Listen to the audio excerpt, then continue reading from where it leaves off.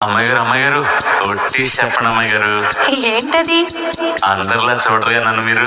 అంటే ఏదో నాకు తోచింది మంచు చెడ్డ చేసేస్తూ ఉంటాయి కదా. అయితే అయినా నా మీద ఎప్పుడైనా కోపం వస్తుందా మీకు? రాదులే.